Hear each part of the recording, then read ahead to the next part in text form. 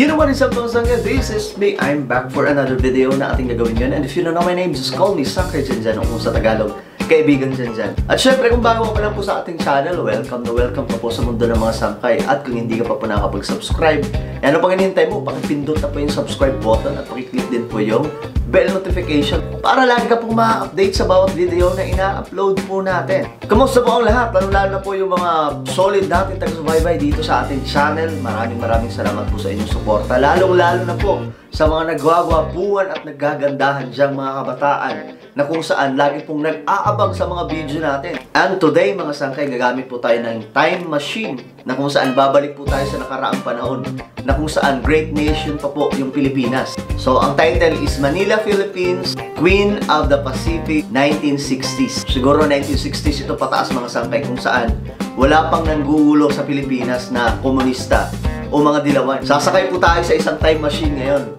Babalik po tayo sa nakaraan. Titingnan natin kung ano ang mayroon sa panahon na kung saan wala pa po tayong mga kabataan. Wala pa po tayong mga millennial. Alright mga Sangkay, sakay na kayo sa time machine. Balikan natin ang nakaraan ng Pilipinas.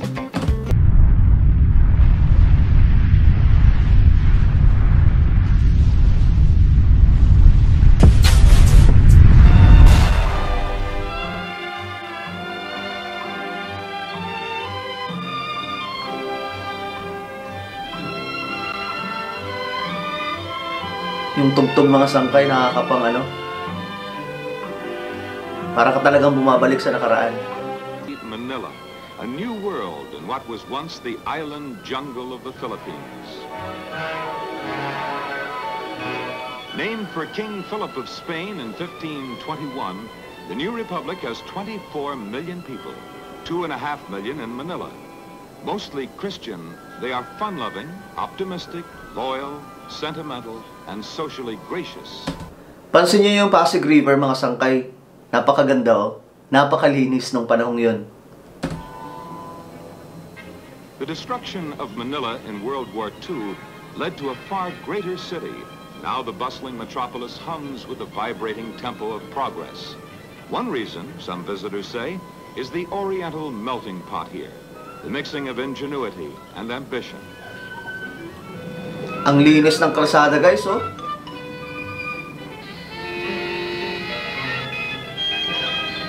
There's an example of real enterprise. Filipinos with aspirations to get somewhere turned their war surplus jeeps into what they call jeepneys, so everybody can get somewhere.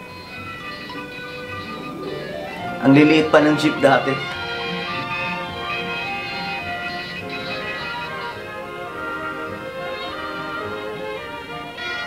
The Filipinos need few reminders of the past. The future is their concern as they push the ruins aside to make way for a brand new country.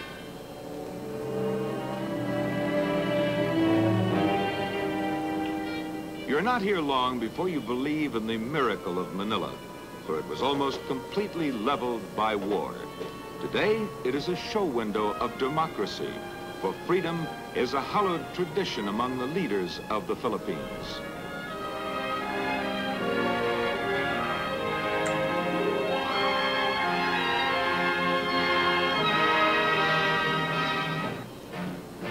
A fascinating side trip is to nearby Baguio, where the National Military Academy trains leaders to help guard their newly founded republic. A territory of the United States for nearly 50 years, the Philippines Academy is fashioned after America's West Point.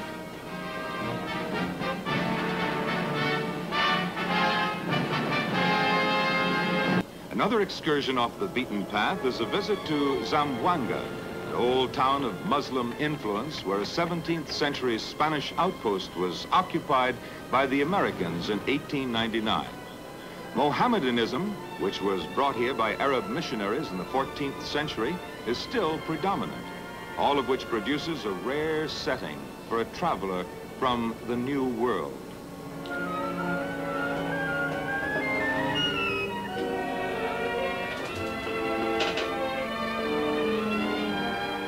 The scene at sea is also unique as they sail the gentle waters in bright-colored vintas. The Muslim people here are like other Filipinos. Theirs is a different culture. Natural-born divers, they can harvest a bountiful crop of shells and coral for their handicrafts, diving 70 feet or more, exploring the finest oyster beds in the Pacific. Formerly notorious for pirating in the Sulu and China seas, their fondness for artistic and colorful things led them to skills with precious metals and stones. Once one of the most warlike people in the world, they never came to terms with any of the occupying nations.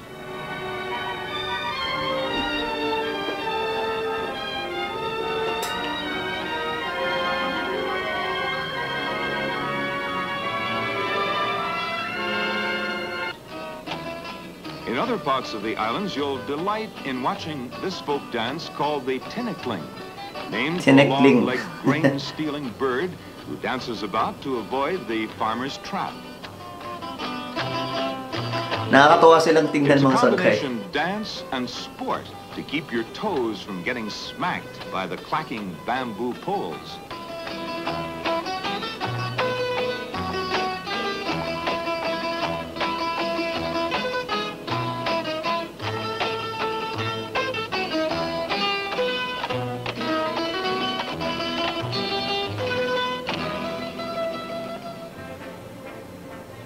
More footwork is observed in the native sport of sipa, which the youngsters are practicing.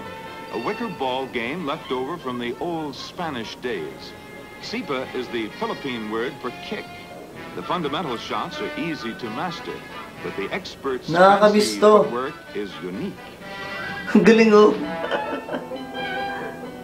Scoring is up to 21, like volleyball or ping pong. May ganun pa ng laro, the last resemblance to any other sport.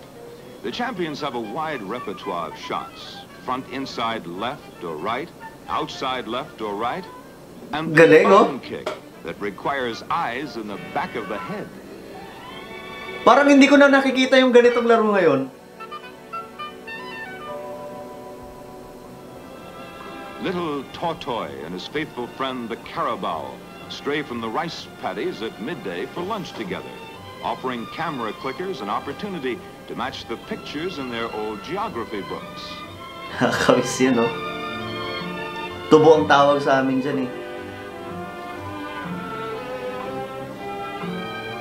To see the age-old method of harvesting the staple of the Orient, you don't have to travel far from the cities.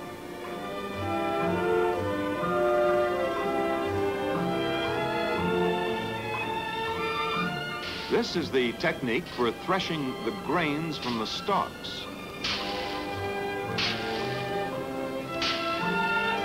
In winnowing rice, the wind separates the hulls from the kernels. The kernels fall down and the hulls fly off. Galing. Further separating is achieved with a strainer.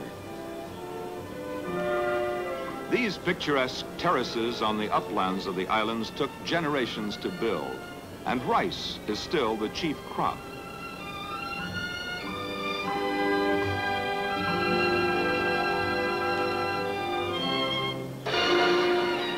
A romantic rendezvous is in the midst of the mighty Pagsanhan Falls. Above the falls, more peaceful pleasures.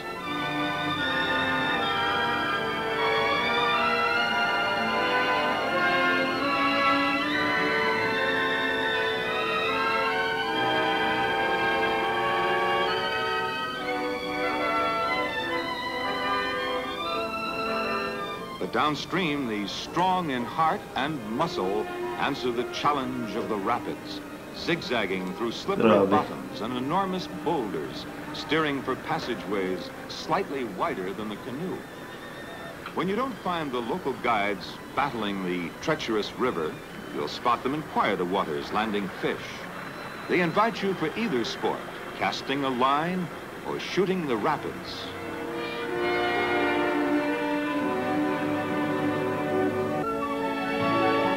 Typifying the country's progress are the modern hotels. The appearance is Western, but there is a blending with the East.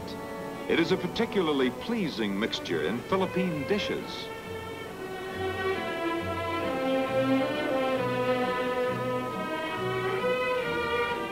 familiar order might be adobo, a combination of chicken, pork, and beef, and a heavy touch of garlic.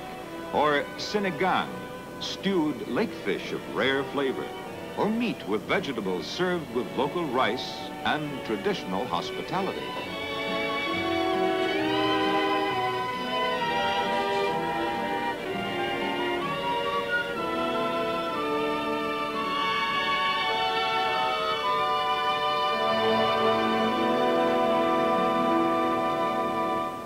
Outside there is a view which reminds us of their legend, of how a giant threw a great rock into the sea and the 7,000 broken pieces became their nation. So yun lang mga sangkay. At least napanood po natin kung anong mayroon po noon. At isa sa nakita ko mga sangkay is yung sobrang linis ng paligid. Napakalinis talaga. I think ito po yung panahon ni President Diosdado Macapagal hanggang kay President Marcos pataas na po mga sangkay. Kasi 1986 nag-umpisa na po maging dugyot ang ating bansa kasi pinabayaan po ng dilawan. Ang kapaligiran natin, na-busy po yung mga leader natin sa politics na nakalimutan nila maging concern sa ating paligid. So ayun mga sangkay, at least nakita po natin kung gaano kaganda yung Pilipinas noon. At kapansin-pansin dito yung mga tao na halatang disiplinado pa mga sangkay. So how I wish mga sangkay no, na hindi nakapasok yung dilawan. Kasi kung hindi po sila nakapasok, bagamat ibang version sana ng generation natin ngayon, pero hindi sana nawala yung culture natin na kung saan very disciplined at pagiging masunurin sa batas. Talagang makikita mo na at that time ang mga tao wala pong reklamo sa kung ano ang mayroon sa kanila. Sumusunod lamang po sila sa pamahalaan at ang linis po ng paligid mga sangkay, maging yung Pasig River, nakita nyo naman mga sangkay, diba? Para pong nasa ibang bansa pero sa Pilipinas lang pala. So ayun mga sangkay, thank you for watching. This is me once again, Sangkay Janjan. Lagi nyo pong tatandaan that Jesus loves you. God bless po.